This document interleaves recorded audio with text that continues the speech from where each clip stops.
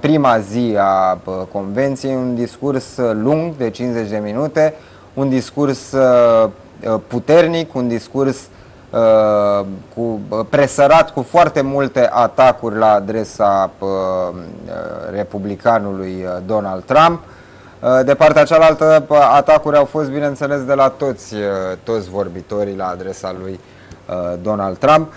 Kamala Harris, la fel, a spus că alegerile din 2024 se pot rezuma destul de simplu. Ce alegem? Dacă alegem libertatea și comuniunea în condiții cât mai bune, sau infracționalitatea, făcând, bineînțeles, referire la dosarele în care este implicat fostul președinte american. Bineînțeles, familia Obama a luat cuvântul, la fel atacuri la adresa lui Donald Trump, dar familia Obama au susținut deschis că vor merge cu varianta Kamala Harris-Tim Walz pentru viitoarele alegeri. Bun, îl avem alături de noi pe analistul de politică externă Andrei Schwarz, căruia îi mulțumesc că a acceptat invitația.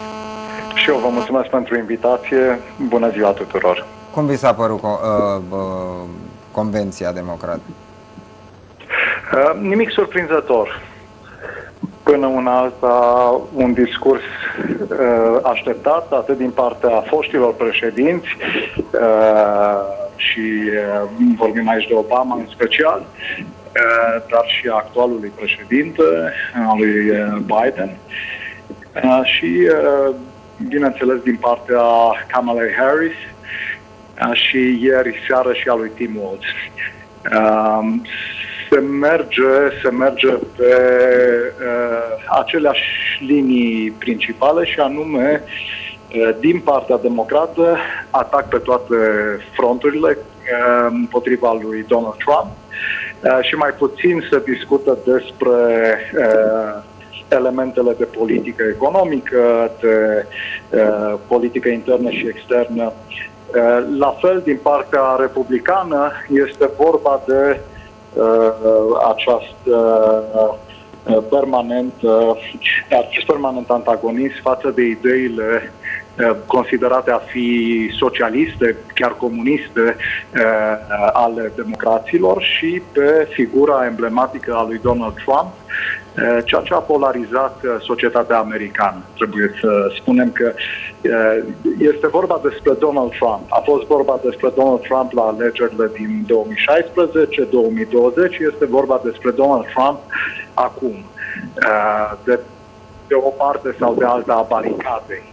Și s-a creat într-adevăr acest sentiment de baricade, în spatele cărora se poziționează unor membri ale acelorași familii, pentru că și este o situație tristă.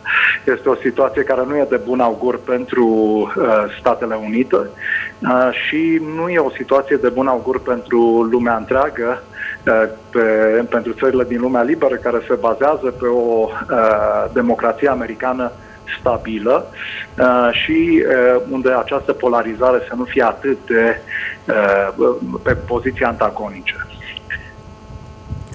Bun.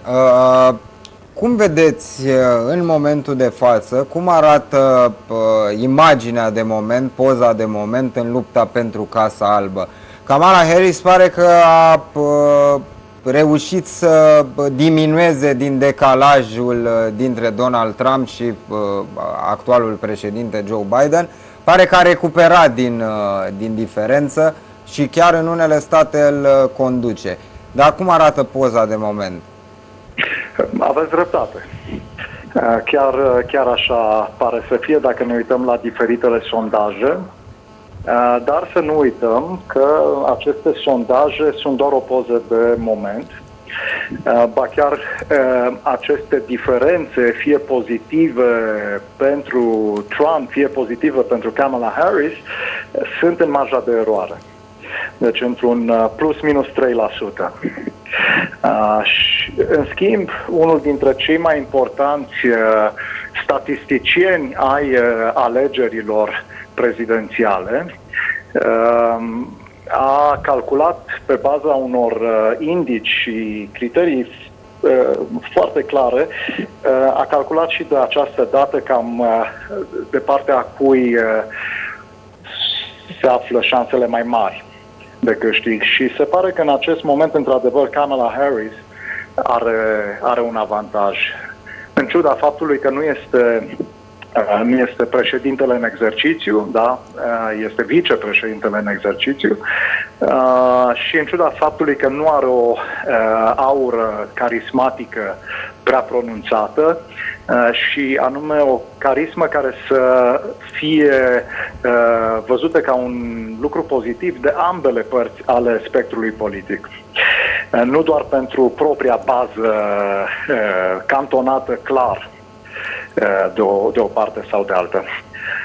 Și în ciuda faptului că majoritatea americanilor, fie că vorbim de susținătorii republicani, fie de cei democrați, consideră că sunt probleme majore în privința imigrației ilegale, a faptului că prin granița Mexicului cu Statele Unite trec milioane de oameni în fiecare an.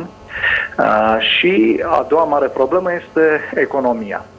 În ciuda faptului că echivalentul Institutului de Statistică din Statele Unite a prezentat niște cifre care spun că numărul de joburi create în ultimul trimestru este foarte bun, în ciuda faptului că inflația pare să fi scăzut în așa fel încât echivalentul Băncii Naționale, the Fed, se gândește, se pare că la următoarea ședință se reducă dobânda de politică monetară. Totuși, șomajul este important și inflația afectează posibilitatea și coșul zilnic și al familiilor americane medii. Deci acestea sunt, până la urmă, elementele principale pentru care un american sau altul vor vota cu unul sau cu celălalt dintre candidați. Este vorba de politica internă. Mult mai puțin partea care ne preocupă pe noi și anume politica externă a Statelor Unite. Aici a spune că nu este vorba doar de candidat, este foarte important gândirea și viziunea fiecăruia dintre cei doi candidați, dar este foarte important cu ce oameni se asociază, care sunt consilierii de politică externă, care va fi secretarul de stat, da? Și echipa acestuia. Am văzut, din păcate, o polarizare de natură politică în State Department în ultimii ani, care face să fie mai puțin profesionistă privirea și mai la rece privirea asupra situației internaționale. Ori asta am văzut atât la echipa administrației Trump, cât și la administrațiile Obama și Biden. Acest lucru mă preocupă pe mine personal și cred că ar trebui să ne preocupe pe toți și ar trebui să-i preocupe pe americani. Și asta se întâmplă pentru că, din nou, vorbim de această polarizare a Statelor Unite și de o ideologizare a realității în ceea ce privește toate problemele de politică internă și de politică externă. Trebuie să existe atât din partea unei administrații republicane, cât și din partea uneia democrate. Trebuie să existe aceeași analiză și luarea acelorași măsuri în ceea ce privește amenințarea pe care o pune Federația Rusă, China, Iranul, Coreea de Nord și alți inamici ai lumii libere, ai noastre, ai Europei, cât și a Statelor Unite, a Taiwanului, a Australiei, a Japoniei și așa mai departe. Da. A fost o convorbire și între Joe Biden și Benjamin Netanyahu vis-a-vis de războiul din fâșia Gaza. Credeți că va reuși Joe Biden să detensioneze situația de acolo? ca o concluzie. Da. Discuția de ieri este văzută de mine în aceeași cheie a alegerilor din noiembrie.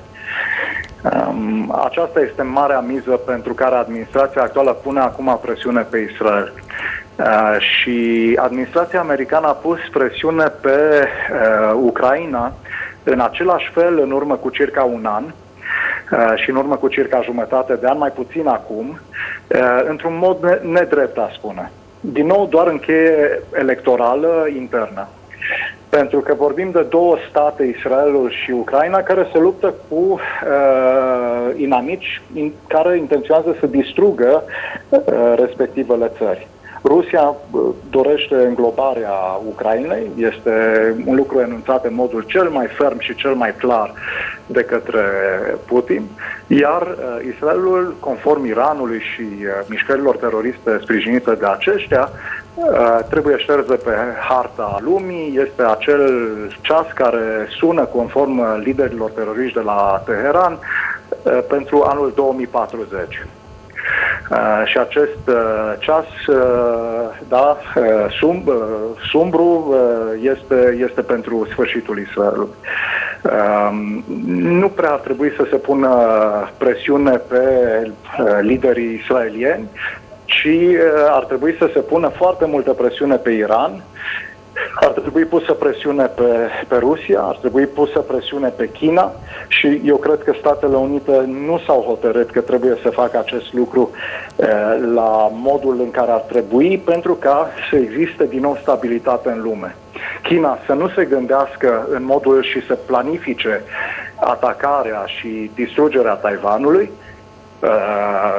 Iranul cu Hamas, cu Hezbollah, cu milițiile Houthi și așa mai departe să nu încerce în permanență distrugerea Israelului și Rusia să se retragă din Ucraina.